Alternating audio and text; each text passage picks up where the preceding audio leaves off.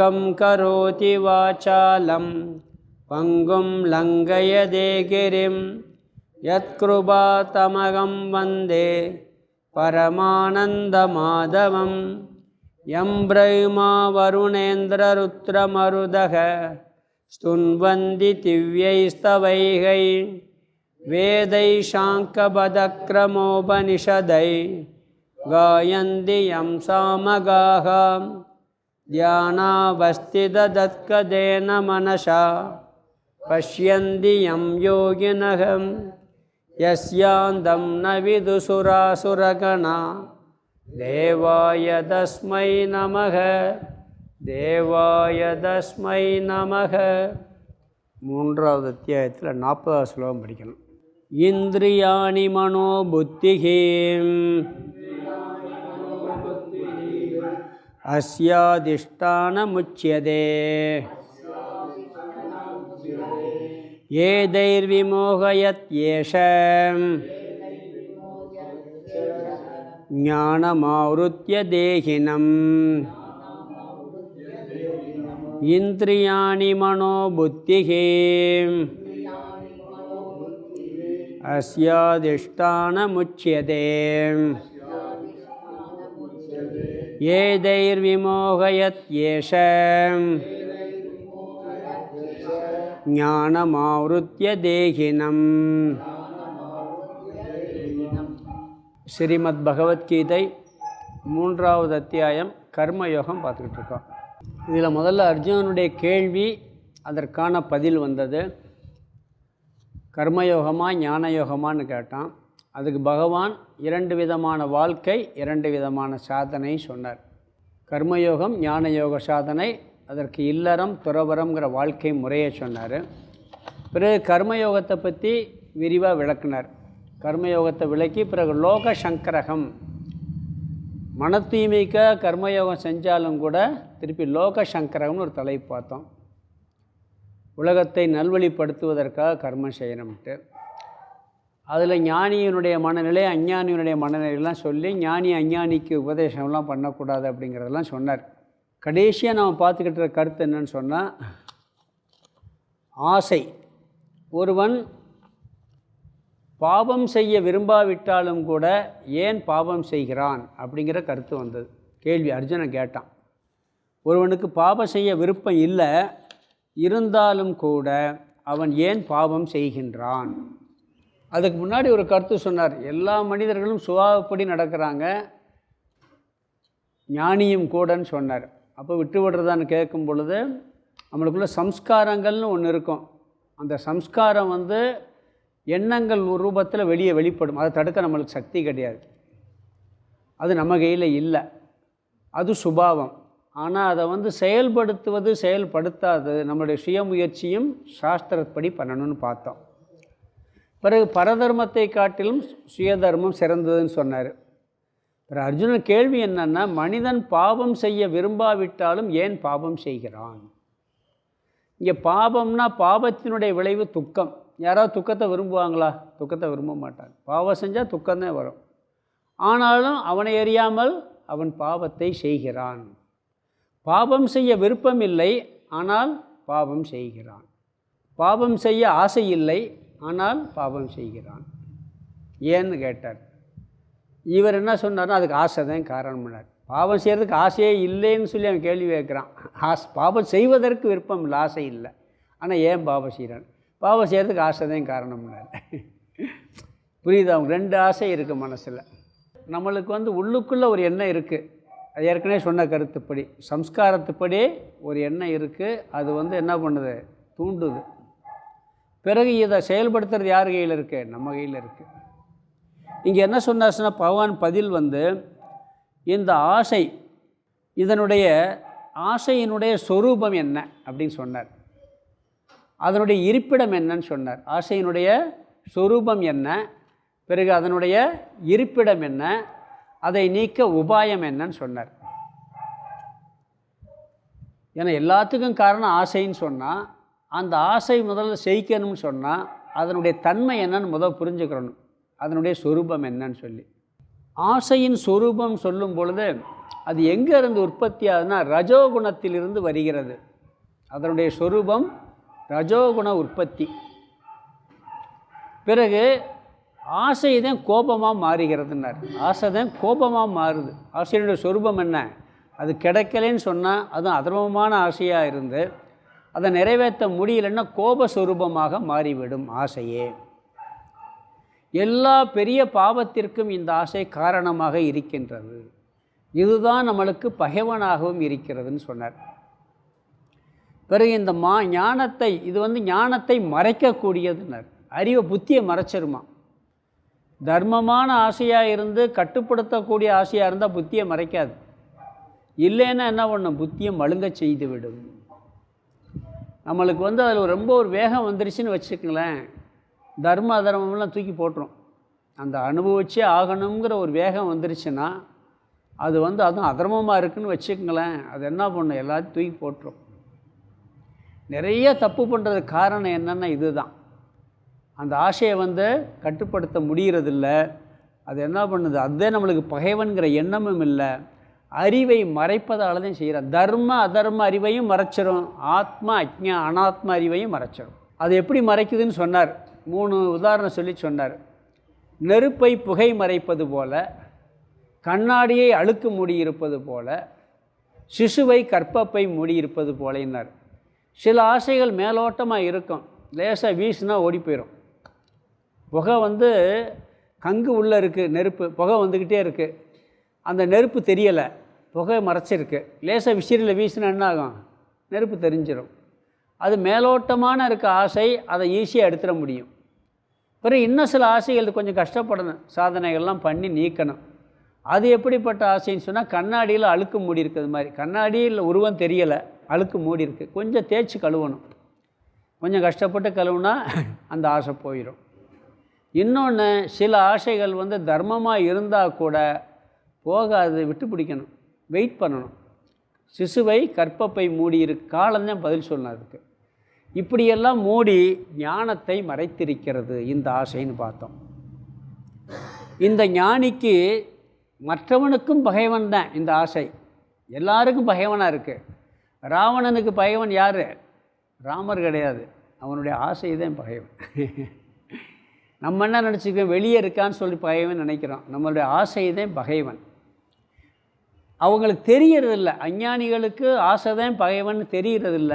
ஞானிக்கு பகைவன் எப்பொழுதுமே தெரியுமா, வர்றதுக்கு முன்னாடியே தெரியுமா. அவனுக்கு அனுபவிச்சாதான் தெரியும். யாருக்கு? அஞ்ஞானிக்கு.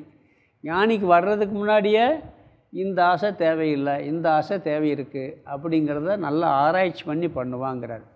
பிறகு ஆசையினுடைய இன்னொரு சொரூபம் சொன்னார். என்றைக்குமே ஆசையை தீனி போட்டு திருப்திப்படுத்த முடியாது. ஒரு ஆசைப்படுறான், அதை அனுபவிச்சுட்டா தீர்ந்துருமானா அப்போதைக்கு. இப்போ நம்மளுக்கு பசிக்குது, பசிக்கு என்ன பண்ணணும்? சாப்பிடணும். சாப்பிட்டா பசி நின்றுடும். உண்மை தானே? திருப்பி பசிக்காமல் இருக்கா? எத்தனை டன் அரிசி சாப்பிட்ருப்போம், திரும்பி பசிக்கத்தான் செய்யும் கொஞ்ச நேரத்துக்கு. அது மாதிரி இந்த ஆசை என்ன ஆகுதுன்னா, திருப்பி அதில் எவ்வளோ நெருப்பில் எவ்வளோ நெருப்பு அணைக்கிறதுக்கு விறகை போட்டு எரித்து அணைச்சிடலான்னு முடியுமா? விறகு போட என்ன இன்னும் எவ்வளோ கொடுக்குறியோ வாங்கிக்கிட்டே இருக்கும். அது மாதிரி இதை நிரப்ப முடியாதது, நிறைவுபடுத்த முடியாது. அப்போதைக்கு மனசு அதை அனுபவிக்கும் பொழுது ஒரு நிறைவாக இருக்கிறது மாதிரி தெரியும். உண்மை அதுவும் இல்லை. அது என்ன, திருப்பி வந்துக்கிட்டே இருக்கும் அப்படின்னார். திருப்திப்படுத்தவே முடியாதது. இது ஆசையினுடைய சொரூபம்னார். இப்போ நம்ம போன கிளாஸில் பார்த்தது ஆசையினுடைய இருப்பிடம் என்ன. இருப்பிடம் என்னன்னு பார்க்கும் பொழுது முதல்ல பகைவன்னார். இப்போ இருப்பிடத்தை தெரிஞ்சுக்கிறணும். நாம் என்ன நினைட்டுருக்கோம்? ஆசை எங்கே இருக்குதுன்னு கேட்டால் என்ன சொல்கிறோம்? எனக்கு காரில் ஆசை, எனக்கு அந்த சாப்பாட்டில் ஆசை, இல்லை எனக்கு கொடைக்கானல் போகணுன்னு ஆசை. ஆசைக்கெல்லாம் பொருளை சொல்கிறோம், விஷயத்தை சொல்கிறோம்ல. உண்மையிலே ஆசையின் இருப்பிடம் அந்த பொருள்கள் கிடையவே கிடையாது, அந்த விஷயம் கிடையவே கிடையாது. ஆசைக்கு இருப்பிடம் நம்மளுடைய இந்திரியங்கள், மனம், புத்தின்டர். இந்திரியாணி மனக புத்திகின்டர். மெய் வாய் கண் மூக்கு செவி என்ற 5 ஞானேந்திரியங்கள், பிறகு மனசு, பிறகு புத்தி. பொருளில் உண்மையிலே ஆசை இருந்தால் அந்த பொருள் எல்லாத்துக்கும் ஆசையை கொடுக்கணும். ஒரு பொருள் ஆசை இருக்குதுன்னு வச்சுக்கங்களேன், அந்த பொருள் தான் ஆசைக்கு காரணம்னு சொன்னால் என்னுடைய ஆசைக்கு காரணம் அந்த பொருள் அப்படின்னு நம்ம எனக்குத்தான் அது காரணமே ஒழிய எல்லாத்துக்கும் அந்த பொருள் காரணமாக இருக்கிறதில்ல. ஒருத்தனுக்கு விருப்பம் உள்ளது இன்னொருத்தனுக்கு விருப்பம் இல்லாததாக போயிடுது. அப்போ அந்த பொருள் விஷயந்தான் ஆசையினுடைய இருப்பிடம்னு சொல்லவே முடியாது. அது எங்கே இருக்காம்னா நம்மளுக்கு சம்ஸ்கார ரூபத்தில் முதல்ல மனசுக்குள்ளே இருக்குது. அது என்ன பண்ணுது, இந்திரியங்கள் வழியாக அந்த பொருளை போய் பார்க்குது. எல்லாருமே பார்க்குறோம், டிபார்ட்மெண்டல் ஸ்டோரில் எல்லோரும் போகிறோம், வரிசையாக போய்கிட்டே இருக்கோம். ஒருத்தர் என்ன பண்ணுற, ஒரு பொருள் டக்குன்னு எடுப்பார், இன்னொருத்தர் அது வேணான்ட்டு போயிடுவார், இன்னொருத்தர் வேறு ஒரு பொருள் எடுப்பார். ஏன்னா எல்லாத்துக்கும் உள்ள இந்திரியங்கள் கொண்டு போய் சேர்க்குது. உள்ள சம்ஸ்கார ரூபத்தில் நம்மளுக்கு பிடிக்குது பிடிக்காதுங்கிறது வாசனையெல்லாம் உள்ளே ஏற்கனவே உட்காந்துருக்கு. அது வெளிப்பட்டு அந்த பொருளை போன உடனே இது எனக்கு வேணும் அப்படின்னு உள்ளே இருக்கிறது அந்த பொருளை போய் தாக்கி நம்மளை தூண்டுது. உண்மையிலே அந்த பொருளை கிடையாது. புத்தி என்ன பண்ணுது, நல்லதாக இருந்தால் புத்தி கொஞ்சம் வேலை செஞ்சிச்சின்னு சொன்னால், சாஸ்திர அறிவோடு வேலை செஞ்சுன்னா இது தர்மம், இது வேணும்னா எடுத்துக்கிறோம், வேணாத ஒதுக்கிறோம். சில நேரம் புத்தி உள்டாவாக வேலை செய்யும், வேணாங்கிறத வேணும்னு சொல்ல வைக்கும். தேவையில்லாத இருக்கான், சாட்டிஸ்ஃபேக்ஷன் பண்ணும், பண்ணி என்ன பண்ணுது, அதை நம்மளை அனுபவிக்க வைக்கின்றது. அதனால் என்ன சொல்கிறான்னு சொன்னால், இந்த இந்திரியங்கள் மனம் புத்தி தான் ஆசையினுடைய இருப்பிடம் என்று உச்சியதே சொல்லப்படுகிறது. அஸ்ய அதிஷ்டானம் உச்சியதேன்ட்டார். இருப்பிடம் எங்கன்னு சொன்னால் நம்ம இடத்தான் இருக்குது. நம்ம மனசு, இந்திரியங்கள், புத்தி, இதுதான் ஆசையினுடைய இருப்பிடம் என்று சொல்லப்படுகிறது. பகவான் எப்போ பார்த்தாலும் சொல்லப்படுகிறதும் பார். யோகிகள் சொல்கிறார்கள்ங்கிறார். ஏற்கனவே முனிவர்கள் சொல்லப்படுகிறான். இவர் ஏன் நான் சொன்னேன்னு சொல்ல வேண்டியானே? கிருஷ்ணர் தானே சொல்கிறாரு.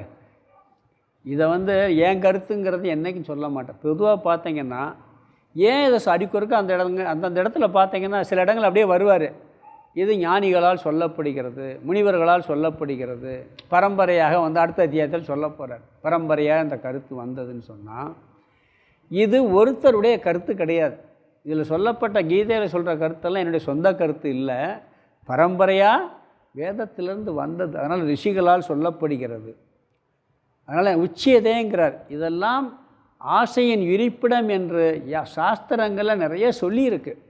நான் சொன்னேன் நினச்சா கூட நீ கிருஷ்ணர் கொஞ்சம் கபடக்கண்ணே, ஏதோ பொய் சொல்லுவான் அப்படின்னு நினச்சிருவீங்க. அதனால் என்ன சொல்கிறாரு, சொல்லப்படுகிறது, யோகிகளால் சொல்லப்படுகிறது. இந்த காமம் ஆசை என்பது இந்த சூக்ஷ்ம சரீரமான இந்த மூன்றிலும் இருக்கிறது. நம்ம சூக்ஷ்ம சரீரம்னு ஒன்று இருக்குது, தெரியுமா இல்லையா? மனசு, புத்தி, சித்தம், அகங்காரம்னு சொல்லுவோம். பொதுவாக மனசு, புத்தி, ரெண்டாவது இந்திரியங்கள்லாம் சூக்ஷ்ம சரீரம்தான். இப்படி சூக்ஷ்ம சரீரங்களில் இந்த ஆசையானது இருப்பிடமாக அதற்குள்ளே இருக்கின்றது. சரி, ஏன் இதை இருப்பிடம்னு சொல்கிறோம்னு சொன்னால், நம்ம ஏற்கனவே பார்த்த கருத்து தான். எத்தனையோ ஜென்மாந்தரங்களை அனுபவித்து அதனுடைய வாசனைகள் உள்ள மனசுக்குள்ளே உட்கார்ந்துருக்கு, சம்ஸ்கார ரூபத்தில் இருக்குது. அதனால் அது ஒரு நேச்சர் நம்மளுக்கு. இதை பார்த்தா எனக்கு பிடிக்குது, பார்த்தாலே பிடிக்கலை. ஒருத்தனுக்கு இயல்பாக சில குணங்கள் இருக்குது, அது இயல்பாக இயற்கையாக வருகிறதுங்கிறார். அதனால தான் சொன்னார், ஞானியும் கூட அவனுடைய இயல்புப்படி நடக்கிறான்ங்கிறார் அவரிடத்தில். ஆனால் அதர்மமாக நடக்க மாட்டான். அவனுக்குன்னு சில தர்மமான இயல்பு இருக்கும். எல்லா ஞானிக்கும் ஒரே மாதிரி இயல்பு வர்றதில்லை. ஒரு ஞானிக்கு ஒரு இயல்பு இருக்கும், இன்னொரு ஞானிக்கு வேறு இயல்பு வருது. ஒரு ஞானியாவது இன்னொரு ஞானியை பாரு வாழ்க்கை முறை இருந்திருக்கா?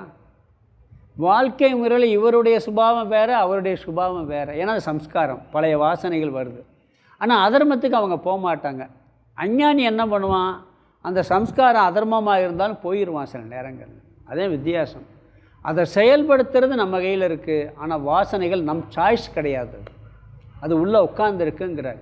இந்திரியங்களுக்குள்ளேயும் மனசுக்குள்ளேயும் சம்ஸ்காரம் வாசனை ரூபத்தில் இருக்கின்றது. அதனால தான் நம்ம என்ன நினைப்போம்னா, நம்ம விரும்புகிறத மற்றவங்களும் விரும்பணும்னு நினைப்போம். இதுதான் பெரிய தப்பு. ஒருத்தர் விருப்பம் மாதிரி இன்னொருடைய விருப்பம் இருக்காது. நான் விரும்புகிறத அவன் விரும்பணும், அப்படி இருக்க முடியாது. அதனால் என்ன சொல்கிறாருன்னு சொன்னால், இந்த யோக சாஸ்திரத்திலெல்லாம் இந்த மனசில் இருக்கக்கூடிய வாசனைகளை பற்றி தான் நிறைய விசாரம்லாம் பண்ணியிருக்கு. நம்முடைய மனோதத்துவம் கூட பாருங்கள், மனசில் என்ன இருக்குது, மனோதத்துவ டாக்டர்லாம் என்ன பண்ணுறாரு, அதைத்தானே பண்ணுறாரு. உள்ளே என்ன இருக்குன்னு வெளியே கொண்டு வருவாங்க. அதனால் என்ன சொல்கிறாருன்னா, இந்த உள்ளே இருக்கக்கூடிய சம்ஸ்காரங்கள் எப்படி வெளிப்படும்னா இந்திரியங்கள் வழியாக வெளிப்படும். இந்திரியங்கள் போய் ஒரு பொருளை பார்த்த உடனே அங்கே வெளிப்படும். எனக்கு வேணும் வேணாங்கிறத அதுதான் சொல்லும். மனம் என்ன பண்ணுது, இந்திரியங்கள் வழியாகத்தான் மனசே போகும். மனசு இந்திரியங்கள் வழியாக போனாத்தான் ஒரு பொருளை பார்க்கவே முடியும். மனசும் இந்திரியம் சேரலைன்னா ஒரு விஷயத்தை தெரிஞ்சுக்கிறே. இது ஒரு லாஜிக் இருக்குது. மனம் இந்திரியங்களோட ஜாயிண்ட் ஆகலைன்னு வச்சுக்கோங்களேன், உங்களுக்கு ஒரு பொருளை தெரிஞ்சுக்கவே முடியாது. இப்போ நான் இருக்கேன், காது எல்லோருக்கும் திறந்தானே இருக்கேன். யாராவது அடைச்சிருக்குமா காதை? இல்லை இல்லை, எல்லாம் திறந்தானே வச்சுருக்கேன். சப்தம் காதில் விழுகுதா இல்லையா? விழுகுதா? விழுகிறது இல்லை. ஏன் தெரியுமா? வீட்டு ஞாபகம் இருக்கும். இங்கே உட்காந்துக்கிட்டு ஒரு சில நேரம் விழுகும், ஒரு 10 நிமிஷம் விழுகிறது மாதிரி இருக்கும். 10 நிமிஷம் கழித்து வீட்டுக்கு எங்கேயோ என்ன மனசு போய், அப்போ என்ன சப்தம் சப்தத்தில் மனசு போய் சேராது. சேர்ந்தாத்த என்ன வார்த்தை வருதுன்னே காதுக்குள்ளே போகும். மனசும் இந்த காதுங்கிற இந்திரியம் சேர்ந்தாத்தான் புரியுதுங்கிறது புரியாது, வேறு விஷயம். நான் என்ன வார்த்தை சொல்கிறேங்கிறது கூட விழுகாது. இல்லாட்டி நம்ம சிந்தனை எங்கேயோ போச்சுன்னு வச்சுங்களேன், இந்த சப்தம் கூட காதில் விழுகாது. சொல்லுவாங்கள்ல, டிவி பார்த்துக்கிட்டு இருப்பான் ஒரு பையன், கிரிக்கெட் மேட்ச்சு, அவன் கண்ணில் மனசு போய் ஒன்றிடும்.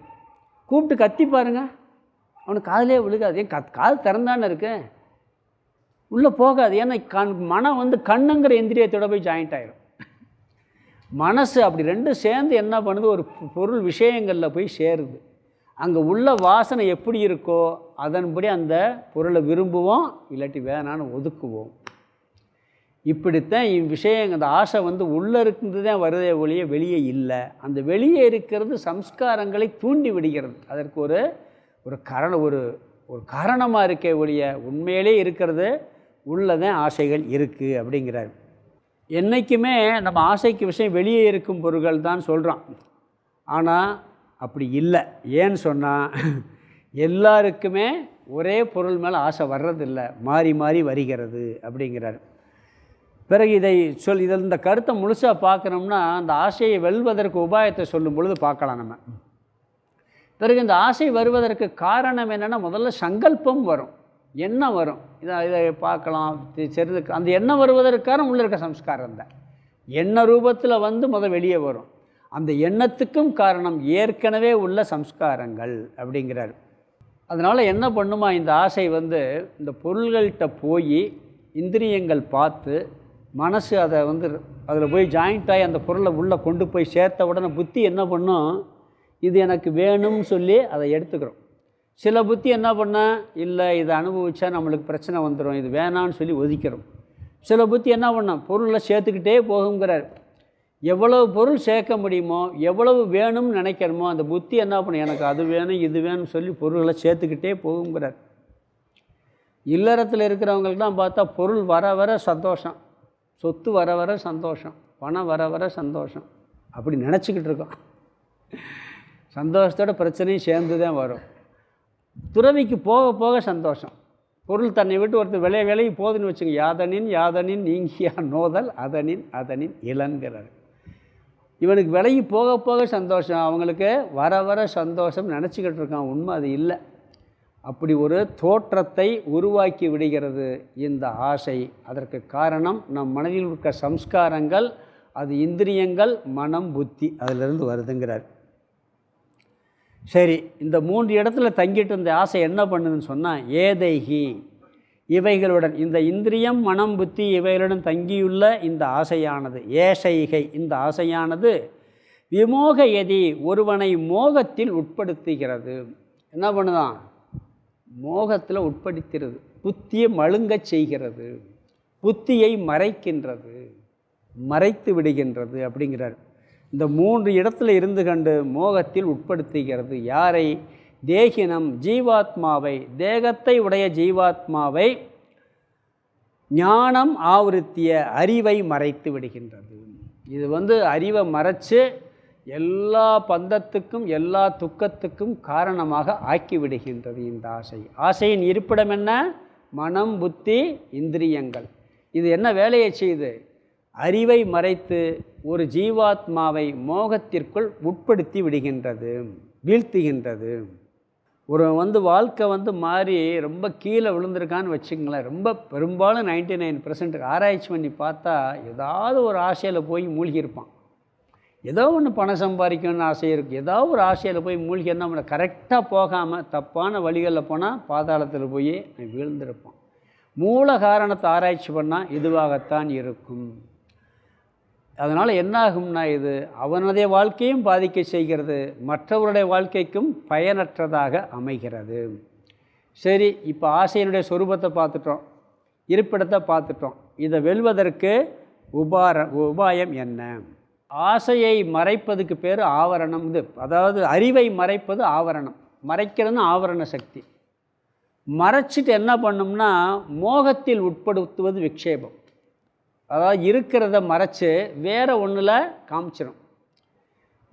சரியான அறிவை மறைச்சி பொய்யான அறிவை உற்பத்தி பண்ணும், அது விக்ஷேபம்னு பேர்.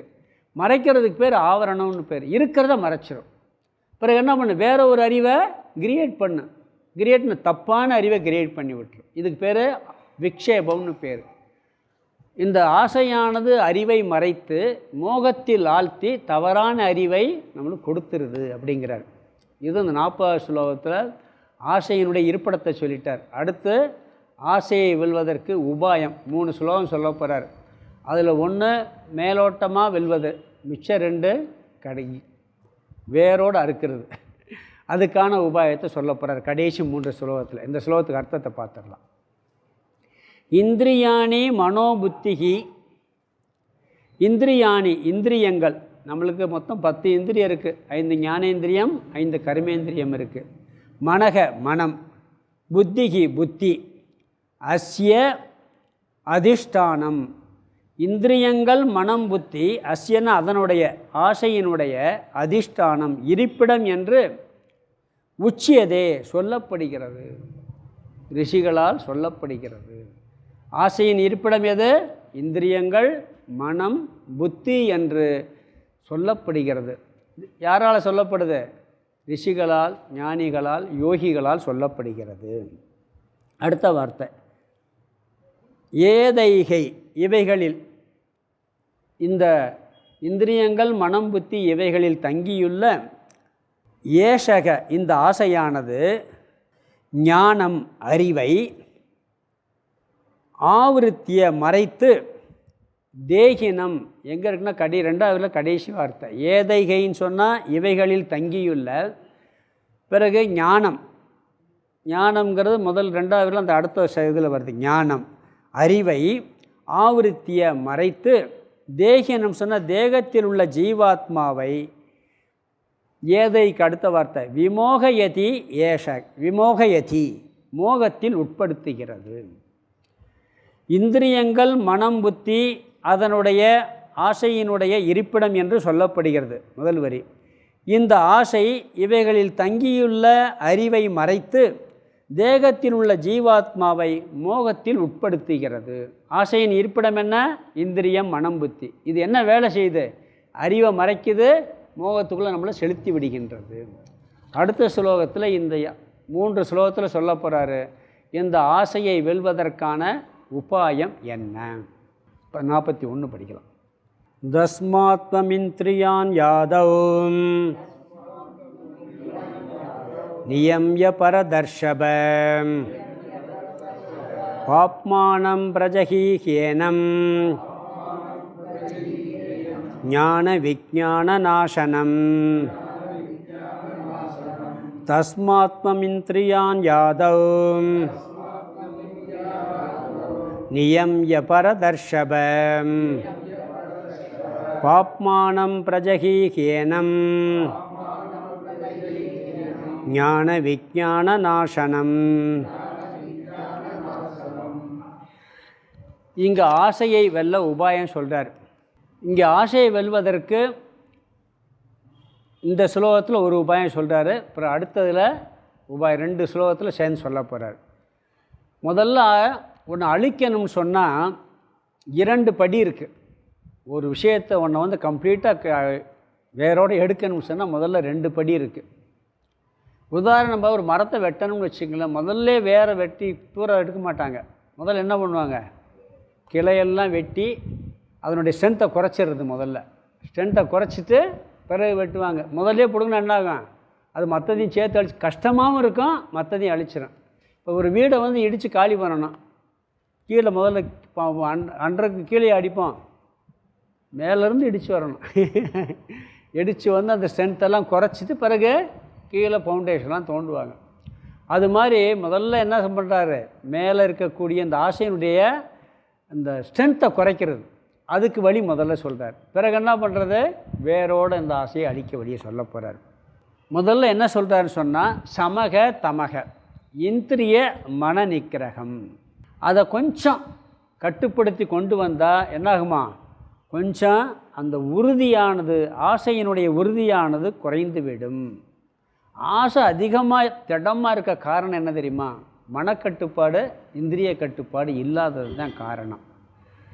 மீண்டும் மீண்டும் ஒரு பொருளை வந்து ஒரு இடம் பார்த்துருப்போம், ஒன்றும் இல்லை, நம்மளுக்கே ஒரு பொருள் பிடிச்சிருக்கு, ஒரு இடத்துக்கு போயிருப்போம், அது பார்த்தோன்னே ரொம்ப ஆசையாக இருக்கும். அன்றைக்கி வாங்குகிற சூழ்நிலை வந்திருக்காது, பணமும் கையில் எடுத்துகிட்டு போயிருக்க மாட்டேன். இன்றைக்கெல்லாம் கையில் பணம் இல்லாட்டி பரவாயில்ல, பேங்க்கில் இருக்குது, ஏன்னா அதனால் என்ன பண்ணிடலாம், ஃபோனை காமிச்சிட்டு பணத்தை வாங்கிட்டு வந்துடலாம். முன்னாடி அப்படி இல்லை. அதனால் சில நேரங்களில் யோசிப்போம், இது வாங்கலாமா வேணாமா, இல்லை வாங்கிட்டு போனால் வீட்டில் திட்டு விழுகும், இந்த வீட்டுக்காரம்மா வையும், இல்லை வீட்டுக்காரர் வைவார் அப்படின்னு சொல்லி என்ன வந்துடுவான். ஆனால் வீட்டில் வந்து சும்மா இருக்குமா, மனசு அப்படியே உறுத்திக்கிட்டே இருக்கும், அதை வாங்கணும் வாங்கணும் வாங்கணும் வாங்க, எப்படியா காம்ப்ரமைஸ் பண்ணி நைஸாக சொல்லி. பிறகு குழந்தைகள் அப்படி தான் பண்ணுங்க, வீட்டில் வந்து அம்மாட்ட நைஸாக சொல்லும், பிறகு வாங்கக்கூடாதுன்னு சொல்லுவாங்க. பிறகு என்ன ஒன்று குழந்தை திருப்பி பிறகு ஒருக்கா போய் கேட்கும், அது விடாது, வாங்கி கொடுக்குற வரைக்கும் விடாது. காரணம் என்ன, திருப்பி திருப்பி திருப்பி திருப்பி அதை நினைப்பது. முதல்ல அதை கட் பண்ணணுங்கிறார். ஒரு பொருளில் வந்துருச்சு வேணாம்னா அந்த எண்ணத்தை முதல்ல கட் பண்ணணும். சமக மனம் மீண்டும் மீண்டும் சிந்திக்கிறதுனால திடமாகிறது. முதல்ல ஒரு மனுஷனை வந்து பழகிறீங்கன்னு வச்சுங்களேன், அது மேலே பற்று முதல்ல எடுத்த உடனே வராது. ஒரு நல்ல குணம் இருக்குது, ஒரு அன்பாக நம்மகிட்ட இருக்காருன்னு என்ன வாங்க, திருப்பி என்ன பண்ணணும், அதை நினச்சி அவர் மேலே பற்று அதிகமாகும். அது மாதிரி ஒரு பொருள் நம்மளுக்கு பயன்படும் நினச்சோம்னா அதனுடைய பயனை நினச்சி என்ன பண்ணுவோம், மனசு ரொம்ப சிந்திக்காகும், அது திடமாகிறது மனதில். இந்த மனசில் திடமாகிறத முதல்ல வீக் பண்ணணுங்கிறார். தஸ்மாத் அதன் மீது சம்பந்தம் வைக்க பற்று அதிகமாகும். அதனால் அதில் சம்பந்தம் வைக்கக்கூடாது, முதல்ல இந்திரியங்களை எடுக்கணும், பிறகு மனசை அதிலிருந்து எடுக்கணும். இந்த ஆசையானது பாபத்திற்கும் மோகத்திற்கும் காரணமாக இருப்பதால் அந்த பொருள்களின் மீது உள்ள எண்ணத்தை, அந்த ஆசைங்கிற எண்ணத்தை முதல்ல கொஞ்சம் கொஞ்சமாக விலக்கி அந்த சங்கல்பத்தை துறக்க வேண்டும். அதை திருப்பி திருப்பி நினைக்கிறத முதல்ல விடணுங்கிறார். எத்தனையோ ஆசைகள் இருக்குது, புண்ணியத்தை கொடுக்குற ஆசை இருக்குது, நல்ல காரியம் பண்ணுற ஆசை இருக்குது, அதை விட சொல்லலை, எல்லா ஆசையும் விடவே சொல்லலை. சில ஆசை வந்து புண்ணியத்தை கொடுக்கும், சில ஆசை நல்ல காரியத்தை செய்ய சொல்லணும், அந்த ஆசையை விட சொல்லலை. பாவத்தை தூண்டுகின்ற ஆசை, அதர்மமான ஆசை, நம்மளை அடிமைப்படுத்துகின்ற ஆசை, இதை என்ன பண்ணணும், முதல் இந்திரியங்களை கட் பண்ணணும், பிறகு மனசை என்ன பண்ணணும், அதை பற்றி சிந்திக்கிறத விட வேண்டும். துவம் இந்திரியாணி ஆதவ், இங்கே என்ன சொல்கிறாருன்னா, நீ முதலில் இந்திரியங்களை கட்டுப்படுத்த வேண்டும்ங்கிறார். இங்கே ஒரு வார்த்தை சொல்கிற, ஆதவ்னா முதலில். முதல்ல என்ன பண்ண, அங்கே பார்க்கக்கூடாது. முதல்ல ஒருத்தன் வந்து போதை வசத்துக்கு அடிமையாக இருக்கான், முதல்ல அவன் என்ன பண்ணணும், அந்த கடை பக்கம் போகக்கூடாது, அந்த செட்டுகளோடு சேரக்கூடாது. அப்படி தானே முதல்ல அந்த இந்திரியங்களை கட்டுப்படணும். கண் போன போக்கிலே கால் போகலாமா, கால் போன போக்கிலே மனம் போகலாம். கண் போன போக்கில் கண்ணுங்கிறது ஞானேந்திரியம், ஞானேந்திரியம் போன போக்கில் கர்மேந்திரியம் கால் போகக்கூடாது. கால் போன போக்கில் திருப்பி என்ன மனசு, மனம் போகக்கூட, மனசு அதை போய் சிந்திக்கக்கூடாது. மனம் போன போக்கில் மனிதன் போகலாமா, மனிதன் போன பாதையை மறந்து போகலாமான்றது. இப்படி இந்திரியங்களையும் மனதை முதல்ல இந்திரியங்களை கட்டுப்படுத்தணும்னு சொல்கிறார். முதலில் இந்திரியங்களை அடக்கி அப்படிங்கிறார். இவர் மனசை இங்கே சொல்லலை இந்த சுலோகத்தில். முதலில்னு சொன்னதுனால இப்போ ரெண்டாவது என்ன செய்யணும், மனதை கட்டுப்படுத்தி. முதலில் இந்திரியங்களை கட்டுப்படுத்தி பிறகு மனதை கட்டுப்படுத்தி. சில நேரங்களில் பொருளை பார்த்துக்கிறதுனால ஆசை வரும், சில நேரங்களில் பொருளை பார்த்துருக்க மாட்டேன், யாராவது சொல்லியிருப்போம், அதை பற்றி வர்ணனையெல்லாம் கேட்டிருப்போம், கேட்டவன் என்ன பண்ண, அதை பற்றி அந்த பொருள் மேலே ஆசை வந்துடும். கேட்டதுனால மனசில் நினச்சி ஆசை வரும். ஒருத்தர் வந்து ரிஷிகேஷே போகல, இல்லை சிம்லா போகல, சிம்லா போயிட்டு வந்தவர் சொல்கிறாரு, பார்க்கல. அதை கேட்ட உடனே என்ன அவன் மனசு அதை நினைக்குது, அது அப்படிலாம் இருக்குமாமே, பார்க்கணுமேன்ட்டு. ரெண்டு இருக்குது. முதல்ல பார்த்ததுனாலே எண்ணம் வரும், பார்க்காமையும் எண்ணெய் வந்து பார்க்க தூண்டும். இந்த ரெண்டும் இருக்குது. இது முதல்ல இந்திரியங்களை கட்டுப்படுத்தணுங்கிறார். பிறகு மனதை கட்டுப்படுத்தி, அதை திருப்பி நினைக்கிறத கட்டுப்படுத்தி. ஒரு பொருள் வந்து கண்ணு முன்னாடி இருந்தாலும் கூட மனசு சிந்திக்கலைன்னு அது இல்லைன்னு அர்த்தம். கண்ணு முன்னாடியே ஒரு பொருள் இருந்து மனசு அதை பற்றி நினைக்கலைன்னு வச்சுக்கோங்க, அது இருந்து இல்லாததுக்கு சமானம் தான். நம்ம ஏற்கனவே பார்த்துட்டு இப்போ சொன்ன உதாரணம் தான். நீங்கள் ஏதாவது ஒரு சிந்தனையில் இருக்கீங்கன்னு வச்சுங்க, கண் முன்னாடி ஒருத்தர் நடந்து போவார், கண் பார்வையே நம்மளுக்கு தெரியாது, போனதே தெரியாது, ஏன் மனசு இல்லை. இப்போ மனசு வந்து அந்த பொருளில் போனாத்தான் அந்த பொருள் இருக்கிறதே தெரியும். ரெண்டும் சேரணும் முதல்ல. இது ரெண்டையும் முதல்ல இந்திரியங்கள் போகக்கூடாது, பிறகு மனசும் அங்கே போகக்கூடாது. தேவையற்ற எண்ணங்களை மனதிற்குள் அனுமதிக்காமல் இருக்க வேண்டும். இந்த இரண்டையும் கட்டுப்படுத்தினா புத்தி என்னாகுமா, கொஞ்சம் தெளிவாகுங்கிறார். கொஞ்சம் கட்டுப்படுத்தினா புத்தி தெளிவாகும். புத்திக்கு எப்படி தெளிவாகும், எது சரி எது தவறுங்கிறது பெரியவங்ககிட்ட கேட்டு சாஸ்திர அறிவின் மூலமாக அந்த புத்தியை வச்சு என்ன பண்ணுவோம், இது வேணும் வேணான்னு ஸ்திரமாக அதை செய்ய சொல்லுங்கிறார். அப்படி செஞ்சு இந்த ஆசையையும் இந்த இந்திரியங்களையும் மனதையும், ஆசையில் இந்திரியங்களையும் மனையும் புத்தியினுடைய கண்ட்ரோலுக்கு கொண்டு வந்து விட வேண்டும். முதலில் இந்திரியங்கள், ரெண்டாவது மனசு. ஆதவனா முதலில் இருக்குது. இந்த முதலில்ங்கிறதுக்கு இன்னொரு அர்த்தம் சொல்லுவாங்க. அதாவது ஒரு பொருள் வந்து நம்ம மனசுக்குள்ளே போய் அது ஆசையை தூண்டுவதற்கு முன்பாகவே அதை கட்டுப்படுத்திக்கிறனுங்கிற. உள்ளே போய் அது வேலை செஞ்சு அது விக்ஷேமாக வடிவெடுத்து அது வர்றதுக்கு முன்னாடியே கட்டுப்படுத்தியது, முதலிலேயே கட்டுப்படுத்தி விட வேண்டும். அதனால தானே குழந்தைகளெல்லாம் என்ன பண்ணுறான், கெட்ட விஷயத்துக்குள்ளே போக விடாமல் அங்கே போய் சேராத இங்கே போய் சேராத, அவனோட சேர்ந்து ஒரு கெட்ட பழக்கம் வர்றதற்கு முன்பே முதலிலேயே அங்கே போக விடாமல் தடுத்துறது. சில பண்புகள் அப்படித்தானே. சில ஸ்கூல்லலாம் பார்த்திங்கன்னா, இப்போ திருப்பராயத்துறை ராமகிருஷ்ண மிஷன் ஸ்கூல்லாம் பார்த்திங்கன்னா, அந்த குழந்தைங்களை எந்த வழியில் திருப்பணுமோ அந்த வழியில் திருப்பி விட்டுருவாங்க. அதுக்கு பிறகு அவங்களால வந்து எதுவுமே அது இந்த கெட்ட விஷயத்துக்கு மனசே போகாது, கெட்ட விஷயத்துக்கே போகாது. ஒரு பையன் காலேஜில் படித்த பையன் திருப்பராயத்துறையில் அங்கே ரொம்ப ஸ்ட்ரிக்ட்டு சித்பவானந்தர். எல்லாம் ஒரு ஸ்ட்ரிக்டாக ஒரு ஒழுக்கமான ஒரு வாழ்க்கையை வாழ்த்து முதல்ல பழக்கி வச்சுருவாங்க. முதல்ல அந்த இந்திரியங்களை தான் கட்டுப்படுத்தி. வேறு ஒரு இடத்துல எக்ஸாம் எழுத போகிறான், வேறு ஒரு காலேஜில் சேர்ந்துட்டு. அங்கே என்ன வேணால் கொஸ்டின் பேப்பர்லாம் கஷ்டமாக இருக்குன்னு சொல்லி பார்த்து எழுதுறதுக்கு பெர்மிஷன் கொடுக்குறாங்க. அங்கேயே பெர்மிஷன் கொடுக்குறாங்க. ஒருத்தன் மட்டும் பார்த்து எழுத மாட்டேன்ட்டான். எனக்கு போதும் என்ன மார்க், எங்கே படித்தேன்னு விவேகானந்தா காலேஜில் படித்தேங்கிறான். ஃபோன் பண்ணி சொன்னாரான் பிரின்ஸ்பால்கிட்ட, எல்லோரும் பார்த்து எழுதுகிறான், இவன் மட்டும் பார்த்து எழுதுறது கூட. அப்போ என்னென்னா அந்த கெட்ட விஷயத்துக்கு போகிறதுக்கு முன்னாடியே மாற்றிடுறாங்க, இது தப்பு அப்படின்னு. அப்படி முதலிலேயே இந்த ஆதவங்கிற வார்த்தை ஒன்று மனம், அதாவது இந்திரியங்கள் போகிறதுக்கு முன்னாடி மனசை கட்டுப்படுத்தணும்னு ஒரு அர்த்தம். முதலிலேன்னா இந்திரியங்கள் போகிறதுக்கு முன்னாடியே நீ என்ன பண்ண, கட்டுப்படுத்தி விட வேண்டும். இன்னொன்று சொல்லுவாங்க, மனக்கட்டுப்பாடு இந்திரிய கட்டுப்பாடுன்னா சில பேர் தப்பாக புரிஞ்சுக்கிற ஒரு அர்த்தம் இருக்குது.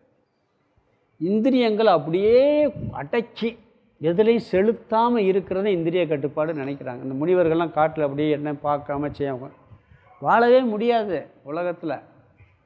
தப்பான விஷயங்களுக்கு போகாமல் கட்டுப்படுத்துறது இந்திரிய கட்டுப்பாடுன்னா என்ன, தப்பான விஷயத்துக்கு போகாமல் கட்டுப்படுத்துறது. அதிகமான ஆசை அதிகமாக அனுபவிக்கிறதுலையும் அளவுக்கு அதிகமான ஆசைப்பொருளையும் கட்டுப்படுத்துறது. தர்மமானது இந்த உலகத்தில் வாழ்வதற்கு கண்ணு காதெல்லாம் பயன்படுத்தித்தான் ஆகணும். முழுசாக கண்ட்ரோல் பண்ணி அதை போக விடாமல் தடுக்கக்கூடாது. அது எங்கே போகணுமோ, எதை பார்க்கணுமோ எதை பார்க்கணும், எதை கேட்கணுமோ அதை கேட்கணும், எதை செய்யணுமோ அதை செய்யணும். இப்படி ஒழுங்குபடுத்துறது இந்திரிய கட்டுப்பாடை ஒழிய அந்த விஷயத்தில் முழுசாக விலகி இருக்கிறதுங்கிறது கட்டுப்பாடு கிடையாது. அதே மாதிரி மனக்கட்டுப்பாடுனா மனசில் எண்ணமே வராமல் இருக்கிற தப்பான எண்ணம் இது இருக்குது. அப்படியெல்லாம் எண்ணமே இல்லாமல் வாழவே முடியாது. மனதில் இருக்கக்கூடிய எண்ணங்களை ஒழுங்குபடுத்தணும். எதை சிந்திக்கணுமோ அதை சிந்திக்கணும், எதை எண்ணணுமோ அதை எண்ணணும்.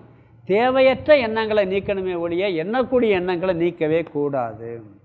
நல்லதுக்கு ரெண்டையும் பயன்படுத்தணும். அப்படி பயன்படுத்தணும்னு சொன்னால் மோகத்தை அடைப்பதற்கு பயன்படுத்தக்கூடாது. நல்ல விஷயங்களுக்கு இந்திரியங்களையும் பயன்படுத்தலாம், மனசையும் பயன்படுத்தலாம். அதை இங்கே ஸ்லோகத்தில் சொல்கிற பரதர்ஷப கூப்பிட்றார் அர்ஜுனா. பாப்மானம் பாபஸ்வரூபமான ஏனம் ஆசையை பிரஜகி அழித்து விடு, நன்கு கொன்று விடுங்கிறார் 2வது வரியில். இதுக்கு என்ன சொல்கிறார்? இந்த அதர்மமான ஆசைக்கு பாபஸ்வரூபமான ஆசையை பிரஜகி நன்கு கொன்று விடுங்கிறார். இந்த பாவத்துக்கு என்ன பண்ணுறார்? இந்த அதர்மமான ஆசை பாபங்கிற பேரை சொல்கிறாரு. கொன்று விடுன்னு என்ன? இல்லாமல் கொன்று விடு. ராவணனை கொன்னது யார்? ராமர் இல்லை, ஆசை தான். அந்த ஆசையை நம்ம கொன்றணுங்கிறார். மீண்டும் இது என்ன செய்யும் சொல்கிறாருன்னா, ஞான விஞ்ஞான நாசனம், ஞானத்தையும் விஞ்ஞானத்தையும் அழிக்கக்கூடியது. 2வது வரி கடைசி வார்த்தை. அதாவது தர்ம அதர்ம ஞானத்தையும் அழிச்சிடும் பொதுவாக. இங்கே ஞானம் விஞ்ஞானம்னு என்ன சொல்கிறாருன்னா, பொதுவாக நம்மெல்லாம் சொல்கிறோம்ல, கடவுள் இருக்காருன்னு சொல்கிறோம், பிரம்மன் இருக்குன்னு சொல்கிறோம். இதுக்கு பேர் ஞானம்னு பேர். எத்தனை பேர் அதை நம்புகிறாங்க? நம்பாதவங்க எவ்வளோ பேர் இருக்காங்க. முதல்ல இந்த கடவுள் நம்பிக்கையே வராது. இது ஞானம். பிரம்மன் இருக்கிறதுங்கிறது ஞானம். பிரம்மனாகவே நான் இருக்கிறேனுங்கிறது விஞ்ஞானம்னு பேர். வேதாந்தத்துக்குள்ளே வந்தால் கடைசி ஞானம் என்ன? அந்த பிரம்மனாகவே நான் இருக்கிறேன், ஆத்மாவாக நான் இருக்கிறேன். அகம் பிரம்ம அஸ்மி, நான் கடவுள், நானே கடவுளாக இருக்கிறேன், நானே பிரம்ம. இது விஞ்ஞானம். கடவுள் இருக்கிறாருங்கிறது ஞானம். கடவுள் இருக்கிறார், எங்கேயோ இருக்கிறாரு, எல்லா இடத்துலையும் இருக்கிறான்னு சொல்கிறாங்க அப்படிங்கிறது மேலோட்டமாக வரக்கூடியதுக்கு பேர் ஞானம்னு பேர். அந்த கடவுளை எல்லாமாகவும் என்னுள்ளும் நானாகவும் இருக்கிறேங்கிற அறிவு வந்துச்சுன்னா அதுக்கு பேர் விஞ்ஞானம். இந்த 2 அறிவையும் இந்த ஆசையானது மறைத்து விடுகிறதுங்கிறார். ஞான விஞ்ஞான நாசனம், 2ஐயும் நாசம் பண்ணி விடுகிறது அப்படிங்கிறார். அதாவது பரோட்ச ஞானம் அபரோக்ஷ ஞானம் 2ஐயும் அழித்து விடும். ரிஷிகேஷ் எங்கேயோ இருக்குது, அதை நம்ம போய் பார்த்து அனுபவித்ததில்லை, தெரிஞ்சுக்கிட்டதில்லை. அதை பற்றி கேள்விப்பட்டு அதனால் கிடைக்கக்கூடிய அறிவு பரோட்ச ஞானம். நேராக போய் தெரிஞ்சுக்கிறது அபரோக்ஷ ஞானம்.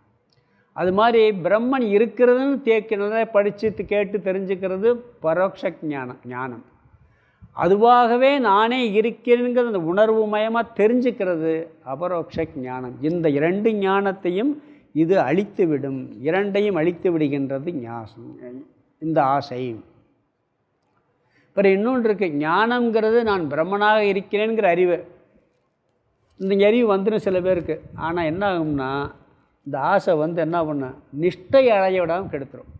இந்த அறிவில் நிலை நிற்க விடாது. நிறைய பேர் பாருங்கள், கிளாஸ் எல்லாம் கேட்டு விஷயம் புரிஞ்சிடும், தத்துவமெல்லாம் புரிஞ்சிடும், ஈஸியாக புரிஞ்சிடும். புரிஞ்சப்போ நிற்க முடியாது அதில். அதுக்கு காரணம் என்னென்னு இந்த ஆசை அதேங்கிறார்.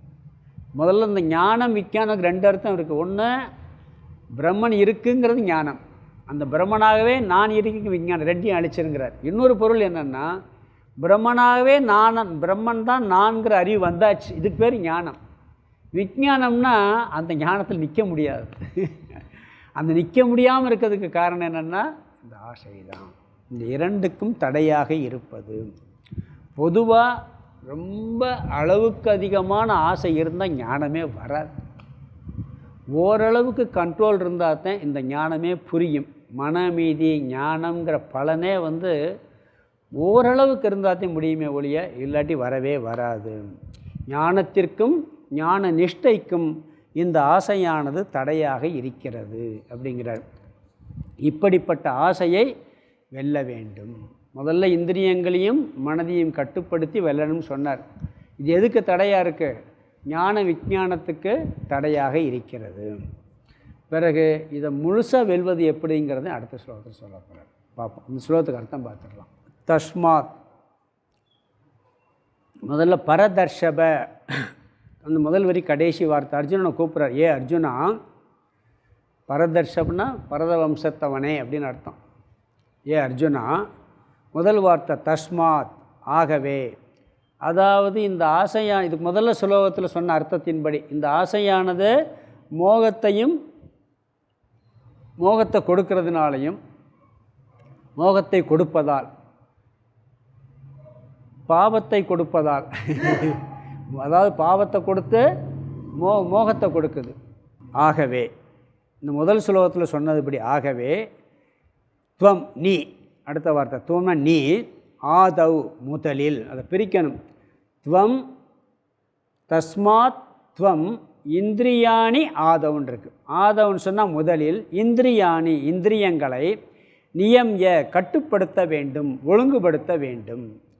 பரதர்ஷப அர்ஜுனா. ரெண்டாவது வரி பாப்மானம், பாப்மானம் பிரஜகி ஹி ஏனம், கடைசி வார்த்தையை எடுத்துக்கங்க. ஞான விஞ்ஞான நாசனம், ஞான விஞ்ஞானம், ஞானத்தையும் விஞ்ஞானத்தையும் அழிக்கக்கூடிய, நாசம் அழிக்கக்கூடிய பாப்மானம், பாபஸ்வரூபமானதான் இந்த ஆசை. எப்படிப்பட்டது? பாபஸ்வரூபமான.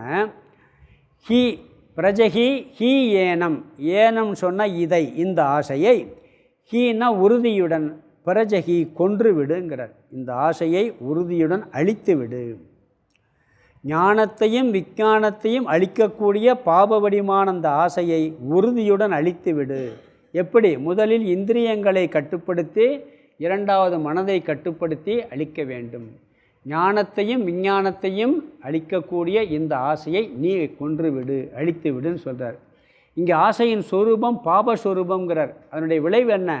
ஞான விஞ்ஞானத்தை நாசம் செய்யும். வெல்ல உபாயம் இந்திரிய கட்டுப்பாடு, மனக்கட்டுப்பாடு.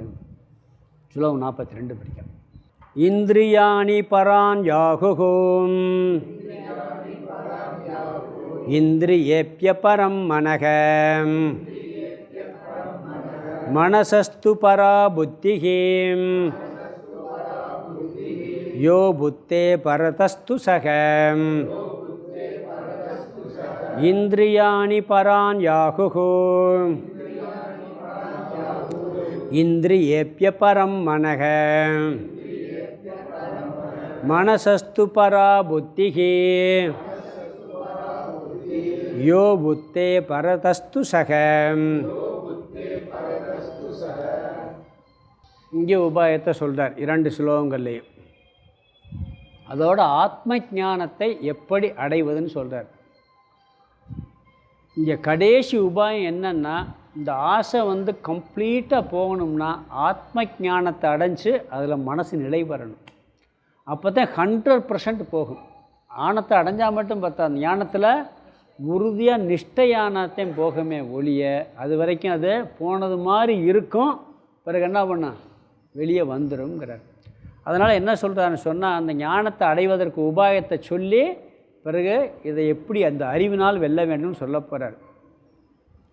நம்ம ஏற்கனவே பார்த்தோம்ல, இந்த ஆசையை வெல்றதுக்கு முதல்ல என்ன பண்ணணும்னா கொஞ்சம் கொஞ்சமாக ஒவ்வொரு ஸ்டெப் பை ஸ்டெப்பாக பண்ணணும்னு சொல்ல, இந்திரியங்களையும் மனசையும் கட்டுப்படுத்தன்னு பார்த்தோம். கீதையில் 15ஆவது அத்தியாயத்தில் இந்த சம்சாரங்கிற கடல், இந்த துக்கங்கிறத வெல்வதற்கு ஒரு மரத்தை உதாரணமாக சொல்லுவாங்க. ஒரு மரம் தான் உதாரணமாக சொல்லப்பட்டிருக்கு, வேறு கிளைகள்லாம். அதுக்கு தேவையான ஆயுதம் என்னன்னு சொன்னால் முதல்ல வைராக்கியம்னு சொல்லியிருக்கு. இந்த மேலே இருக்கக்கூடிய கிளையெல்லாம் வெட்டுறதுக்கு ஆயுதம் என்ன? கத்தி வைராக்கியம். வேரை வெட்டுறதுக்கு ஆயுதம் ஆத்ம ஞானம். வேரோடு பிடுங்கிறது ஆத்ம ஞானம். இந்த மேலே ஒவ்வொன்றா முதல்ல கிளைகள்லாம் இருக்குது பார்த்தீங்களா, அதெல்லாம் வெட்டுறதுக்கு ஆயுதம் வைராக்கியம். இந்த 2 இருந்தால் தான் முழுசாக கம்ப்ளீட்டாக பண்ண முடியும். முதல்ல வைராக்கியத்தினால கொஞ்சம் கொஞ்சமாக குறைச்சிடலாம். பிறகு என்ன பண்ணுறது, அந்த பழத்தை அதனுடைய அந்த ஸ்ட்ராங்கை உறுதியை இழக்க வச்சிடுறது. பிறகு ஆத்ம ஞானத்தினால வேரோட அதை பிடுங்கி எரிஞ்சிடுறதுன்னு சொல்கிறார். பொதுவாக நம்ம பார்த்தது இந்திரிய கட்டுப்பாடு மூலமாக அதனுடைய சக்தியெல்லாம் குறைச்சிடுறது. ஆனால் குறைத்தாலும் அது மனசுக்குள்ளே எங்கேயாவது ஒரு மூலையில் இருந்துக்கிட்டே இருக்குமா, நம்மளுக்கு போனது மாதிரி தெரியும். ஆனால் எப்போ வெளிப்படும் நம்மளால் சொல்லவே முடியாது. உள்ளுக்குள்ளே உட்காந்துருக்கேன், எப்படி வெளிப்படுதுன்னே சொல்லவே முடியாது. அது வெளியே வந்துடுங்கிறார். அதுக்கு அதாவது இந்த ஆசையை பற்றி சொல்லும் பொழுது ஒரு முனிவர் இருந்தாராம். அவர் ஏற்கனவே இந்த உதாரணம் சொல்லியிருக்கேன். அவர் நல்லா தாடி கீடி வச்சுக்கிட்டு இருந்திருக்காரு. அவர் எல்லாருமே நமஸ்காரம் பண்ணுறாங்க, வழிபடுறாங்க, பூஜை பண்ணுறாங்க. ஒருத்தன் போய் கேட்டானா, உங்களுக்கும் தாடி இருக்குது, கழுதைக்கும் கூட தாடி இருக்குது, 2க்கு என்ன வித்தியாசம்னு.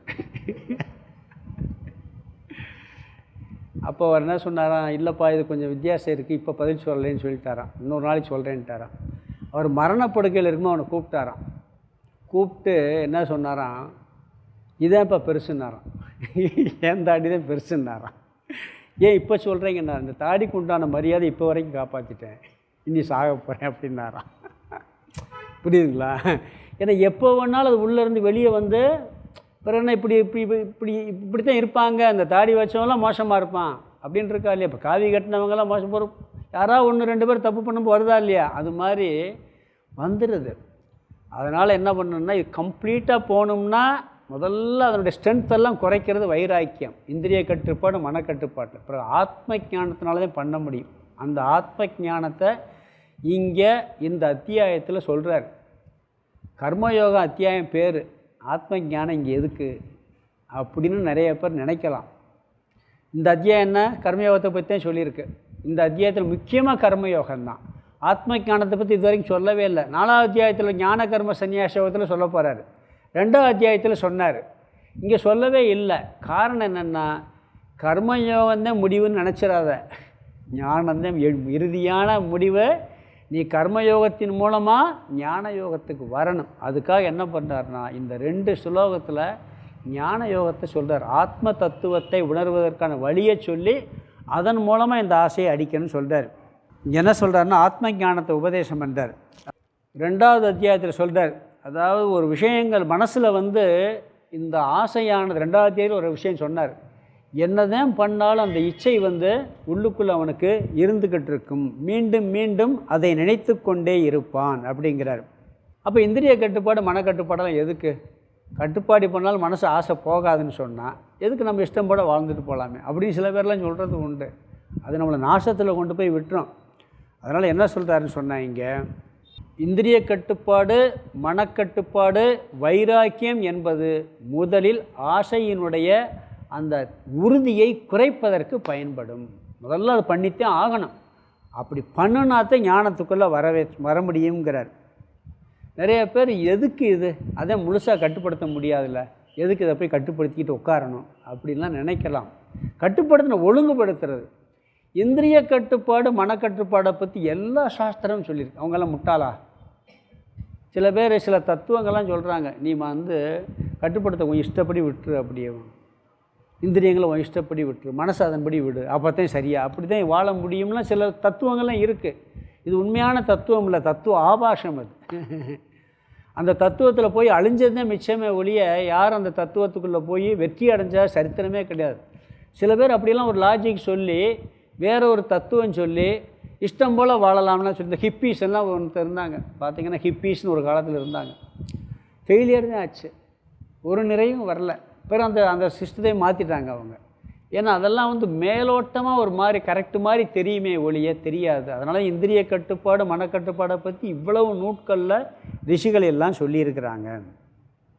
அதற்கான உபாயத்தையும் சொல்லியிருக்கிறாங்க. முழுமையாக நீக்குவதற்கு உபானம் ஆத்ம ஞானம் அப்படிங்கிறார். அதனால் ஆரம்பத்தில் கொஞ்சம் கொஞ்சம் இருந்தால் பரவாயில்லை, அதை வந்து நம்ம ரொம்ப வந்து எடுத்துக்கிறோம். ஆனால் ஞானத்தை பெற்று அதன் பிறகு என்ன பண்ண, அதில் நிலை பெறும் பொழுது கம்ப்ளீட்டாக போக வேண்டும் அப்படிங்கிறார். இந்த ஆசை போகிறதுக்கும் ஆத்ம ஞானத்துக்கு என்ன சம்பந்தம்? ஒரு கேள்வி. ஆசை போகிறதுக்கும் இந்த அறிவுக்கும் என்ன சம்பந்தம்? அந்த ஒருத்தர் கஷ்டப்படுறாரு, ரொம்ப துக்கத்தில் இருக்கார். ஏதோ பணப்பிரச்சனை, பணம் இல்லாததுனால பணம் ஏதோ லாஸ் ஆகி போச்சு, இல்லை வீட்டில் ஏதோ ஒரு இறந்துட்டாங்க, ஏதோ ஒரு கஷ்டகாலம், ஒரு உடம்பு நோய் வரல. நீ கீத கிளாஸுக்கு துக்கமெல்லாம் போயிடும்னா உனக்கு எப்படி இருக்கும்? கீத கிளாஸுக்கு எனக்கு வரைய கீத கிளாஸ் போனால் பணம் வந்துடுமா? இல்லை வீட்டில் இருக்க. இந்த கீதையில் உள்ள அறிவுக்கும் துக்கத்துக்கும் என்ன சம்பந்தம் இருக்குது? துக்கம் போகிறதுக்கு கேள்வி வருமா வராதா? ஆத்ம ஞானத்துக்கு ஆசை போகிறதுக்கு என்ன சம்பந்தம்? மேலோட்டமாக பார்த்தா சம்பந்தம் இல்லாத மாதிரி தெரியும். ஆனால் என்ன சொல்கிறாருன்னு சொன்னால், இந்த ஆசை எப்படி உருவாகிறது என்று மூலத்தை ஆராய்ச்சி செய்தால் சம்பந்தம் புரியும். எங்கேருந்து உருவாகுது அப்படின்னு தெரிஞ்சுக்கிட்டோம்னா இந்த ஆசைக்கும் ஆத்ம ஞானத்துக்கும் சம்பந்தம் இருக்குது தெரியும். ஒரு கொஸ்டின் வருமா இல்லையா? நான் ஆத்மஸ்வரூபம்னு தெரிஞ்சுக்கிறதுக்கும் இந்த ஆசை போகிறதுக்கு என்ன சம்பந்தம் இருக்குது? கரெக்டான கேள்வியா இல்லையா? புரியுதா? அதாவது ஆசைப்பட்டால் துக்கம் வரும்னு சொன்னால் கூட பரவாயில்ல, அதை அனுபவிக்கும்போது நிறைய கஷ்டம் வரும்ன்ட்டு. ஆனால் அந்த துக்கம் வரும்னு நினச்சி அதனால் நான் ஆசையை விட்டுட்டேன்னு சொன்னால் பரவாயில்ல. இது மேலோட்டமாக விடுறது. ஆனால் இந்த ஆசை முழுசாக போகிறதுக்கு ஆத்ம ஞானத்துக்கு என்ன சம்பந்தம்? சரியான கேள்வியா தப்பான கேள்வியா? கேள்வி வரணும், உண்மையிலே பார்த்தா வரணும். ஆசை போகிறதுக்கும் ஆத்ம அறிவை பெற்றால் எப்படி ஆசை போகும்னா, ஆசையினுடைய மூல காரணத்தை அறிஞ்சோம்னு சொன்னால் நம்மளுக்கு தெரிஞ்சிடும். இப்போ ஆசை உருவாகிறதுக்கு என்ன காரணம் தெரியுமா? முதல்ல அபூர்ணத்துவம். அதாவது மனசில் ஒரு குறை இருக்கும் பொழுது அந்த குறையை நிவர்த்தி பண்ணுறதுக்கு ஆசைப்படுவோம். மனசு நிறைஞ்சு இருக்குன்னு வச்சுக்கோங்க, எதுலேயே ஆசை வருமா? நிறைவாக இருக்கும்போது வராது. 10 லட்டு சாப்பிட ஆசை இருக்குது, 20 லட்டு சாப்பிட்டு உள்ளே போயிடுச்சுன்னா திருப்பி லட்டு சாப்பிட ஆசை வருமா? வராது. அது குறைஞ்சிச்சின்னா திருப்பி ஆசை வரும். அப்படி மனசில் எதுவுமே இல்லாமல் நிறைவாக இருக்கும் பொழுது ஆசை வர்றதில்லை. மனசில் எப்போ குறை இருக்கோ, எனக்கு மனசில் சாந்தியே இல்லை, அமைதியே இல்லை, எனக்கு ஏதாவது அடையணும் ஒரு அரிப்பு இருக்குது, ஒரு பூரணம் இல்லைங்கிற எண்ணம் இருக்கும் பொழுது தான் ஆசையே உருவாகுது. அபூரணத்தில் இருந்து தான் ஆசை உருவாகிறது. எதுலேருந்து வருது? அபூரணத்தில் இருந்து தான் ஆசை உருவாகிறது. அப்போ மனசில் குறை இருந்தால் ஆசை வருது. இந்த மனசில் குறை ஏன் வருதுன்னு சொன்னால் அதுக்கு என்ன காரணம்? முதல்ல ஆசை வர்ற காரணம் மனசில் ஒரு நிறைவின்மை, ஒரு குறை, ஏதோ ஒன்று அடையணும் ஒரு குறை இருக்குது. இந்த குறை ஏன் வருதுன்னு சொன்னால் மனசு குறையுடைய ஒன்றை தான் நினச்சிக்கிட்டு இருக்கு. கடைசியில் இங்கே வர்றார், மனசு என்ன பண்ணிக்கிட்டு இருக்கு? குறையுடைய ஒன்றை தான் என்று நினைத்து கொண்டு இருக்கிறது. அந்த எதை குறையுடைய தான் நினைக்கிறதுனால அந்த குறையை தனக்கு உள்ள குறையாக நினச்சிக்கிட்டு இருக்கு. அந்த குறையை தனக்கு உள்ள குறையாக மனசு நினைக்கிறதுனால அதை நிறைவுபடுத்துவதற்காக அந்த பொருளை நாடுது. குறை இருக்குது நம்மகிட்ட. என்ன குறை இருக்குன்னு சொன்னால் நம்மளை யாருன்னு கேட்டால் நம்ம என்ன சொல்லுவோம்? அந்த உடம்பத்தையும் சொல்லுவோம், இல்லாட்டி மனசை சொல்லுவோம், அல்லது இந்திரியங்களை சொல்லுவோம். உடம்பில் குறை இல்லாமல் இருக்கா? மனசில் குறை இல்லாமல் இருக்கா? இந்திரியங்களில் குறை. இந்த குறையுடைய மனசையும் குறையுடைய இந்திரியங்களையும் குறையுடைய உடலையும் நான் என்று எண்ணிக்கொண்டிருக்கின்றோம். அதனுடைய குறைகளெல்லாம் எனக்கு வருகின்றது. அப்போ குறையுடைய ஒன்றை நான் நினைக்கும் பொழுது அந்த குறை நம்மளுக்கு வருமா வராதா? அதனால் என்ன, நான் குறையுடையவனாக நினைத்து கொண்டு இருக்கின்றேன். ஏன்னா இந்த உடம்பு எல்லாமே குறையுடைய சுரூபம். அதை நான் நினைக்கிறதுனால நான் அபூரணன், பூரணமற்றவன்கிற எண்ணம் நம்மளுக்கு ஆழமாக பதிஞ்சு போகுது. ஆனால் நான் பூரணமானவன், இந்த குறையுடைய உடல் நான் அல்ல, இந்த குறையுடைய மனம் நான் அல்ல, குறையுடைய புத்தி நான் அல்ல, இதற்கு ஆதாரமாக எங்கும் நிறைந்த பூரணமான ஆத்ம தத்துவம், நிறைவான ஆத்ம தத்துவம் தான் நான் நினச்சிட்டா அங்கே பூரணம் வந்துடும். பூரணம் வந்தாச்சுன்னா ஆசை வராது. புரியுதா? இந்த பூரணமான ஞானம் வந்தாச்சுன்னா ஆசை வராது. அப்போ ஆசைக்கு காரணம் என்ன? அபூரணத்துவம். அபூரணத்துவத்துக்கு காரணம்னா அபூர்ணமான பொருளை நான் என்று நினைப்பது. இதனால தான் வந்துக்கிட்டு இருக்கு. அதனால் ஆசைக்கு மூல காரணம் அபூர்ணத்துவம். அனாத்மாவை நான் என்று நினைப்பதால் அனாத்மாவினுடைய அபூரணத்துவம், அனாத்மாவினுடைய குறையுடைய தன்மை, அனாத்மாவினுடைய சம்சாரம், அனாத்மாவினுடைய துயரமெல்லாம் நமக்கு இருப்பதாக நினச்சிக்கிட்டோன்னா அதை நீக்குவதற்கு பொருளை நாடி ஓடுறோம், ஆசைப்பட்டு ஓடுறோம். ஆனால் நம்முடைய உண்மையான ஸ்வரூபம் என்ன? பூரண ஸ்வரூபம். அதனால் என்ன சொல்கிறாரு சொன்னால், இப்போ மனம் புத்தி இந்திரியங்களை ஏன் நான் நினைக்கிறேன்? அடுத்த கேள்வி. இந்த அபூர்ணமான அனாத்மாவை நான் ஏன் நினைக்கிறேன்னு சொன்னால் அதுக்கு காரணம் அறியாமை. கடைசியில் பார்த்தா என்னது? அறியாமை. அதன் விளைவு தான் இந்த அனாத்மாவை ஆத்மா நினைக்கிறான். அதன் விளைவு அபூர்ணம், அதனுடைய விளைவு ஆசை. ஆசை அபூர்ணத்திலேருந்து வருது. அபூர்ணம் எங்கேருந்து வருது? அனாத்மாவை ஆத்மா நினைக்கிறதுனால. ஆத்மாவை அனாத்மாவை எப்படி? அனாத்மாவை ஏன் ஆத்மா நினைக்கிறான்? அறியாமையினாலுமே. அப்போ அறியாமல் போனோம்னா என்ன வேணும்? அறிவு வேணும். அப்போ அறிவுக்கும் ஆசைக்கும் சம்மந்தம் வந்துருச்சா? 4 ஸ்டெப்பு போகிறதுனால நமக்கு தெரியலை. புரியுதா? முதல்ல இந்த ஸ்டெப்பு புரிஞ்சுக்கிறேன்னா, ஆசை எங்கே வருது? அபூரணத்திலேருந்து வருது, ஒரு நிறைவின்மையிலேருந்து. நிறைவின்மை எதனால் வருது? அனாத்மாவை ஆத்மா நினச்சதுனால வருது. அந்த அனாத்மாவை ஆத்மான்னு ஏன் நினச்ச? அறியாமையினால் நினச்ச. அப்போ அறியாமல் போகணும்னா இப்போ அறிவு வந்தால் இந்த ஆத்மா அனாத்மா அறிவு வந்துடும். அப்போ அனாத்மாவை ஆத்மா நினைக்க மாட்டேன். அப்போ ஆத்மாவுடைய பூர்ணத்துவம் நம்மளுக்கு வந்துடும். ஆத்மாவுடைய பூர்ணத்துவம் வந்தால் ஆசை போயிடும். 4 ஸ்டெப்பு இருக்கிறதுனால நம்ம நேரடியாக சொல்ல முடிகிறதில்ல. அதனால் என்ன சொல்கிறாருன்னா, இந்த ஞானத்தை பெற்றால் உனக்கு முழுசாக இன்னொரு இடத்துல வருது. அது பிருகதார் நிறையா தர ஆத்மனஸ்து காமாய பிரியம்பவதி. நம்மளுடைய உண்மையான சொரூபம் ஆனந்த சொரூபம். முதல்ல புரிஞ்சுக்கங்க, நம்மளுடைய ஒவ்வொரு ஜீவனுடைய சொரூபம் ஆனந்த சொரூபம். அதைத்தான் பொருளை ஏற்றி அனுபவிக்கிறோம். ஒரே எக்ஸாம்பிள் ஆழ்ந்த உறக்கம்தான். நம்முடைய சுகத்துக்கு காரணம் என்ன நினைக்கிறோம்? ஒரு பொருளை அனுபவிக்கும் பொழுது ஒரு அமைதி, ஒரு சாந்தம், ஒரு திருப்தி வருதா இல்லையா? வருது. அப்போ பொருள்லேருந்து திருப்தின்னு நினச்சிக்கிட்டு இருக்கோம். நல்லா நிம்மதியாக 10 மணி நேரம் என்ன நடந்துச்சுன்னே தெரியாமல் டைம் போனதே தூங்குறீங்க. எழுந்திரிச்சவனு என்ன சொல்கிறீங்க? நிம்மதியாக தூங்கினேன், அமைதியாக தூங்கினேன், அப்பா ஆனந்தமாக தூங்கினேன். அங்கே என்னத்தையும் அனுபவிச்சிங்களா? ஒரு பொருள் அனுபவிச்சேன். ஒரு பொருள் அனுபவிக்கலை, எதையும் பார்க்கலை, எல்லா இந்திரியங்களும் வேலை செய்யலை. ஆனால் ஒரு அமைதியாக இருந்தேன், ஆனந்தமாக இருந்தேன், நிம்மதியாக தூங்கினேன். சொல்கிறேன் நிம்மதி. ஒரு பொருள் இல்லாமல் தூக்கத்தில் நீ உன்னுடைய சொரூபம் எதேன்னு காமிக்கிறார். விழிப்புலையுமே அந்த சொரூபத்தை கொண்டு வர்றது இந்த ஆத்ம ஞானம். புரியுதா? அது வந்துருச்சுன்னு சொன்னால் பொருள் இருந்தால் உயிர் வாழ்வதற்கு பயன்படுத்துவோம். உயிர் வாழ்வதற்கு எல்லாத்தையும் பயன்படுத்துவோம். இந்த உடலுக்கு சில தேவைகள் இருக்குது, மனசுக்கு சில தேவைகள், அது இல்லாட்டி துக்கம் வராது. அப்படிப்பட்ட மனநிலையை உருவாக்குவது இந்த ஆத்ம ஞானம் சொல்கிறார். மிச்சத்தை அடுத்த வகுப்பில் பார்க்கலாம்.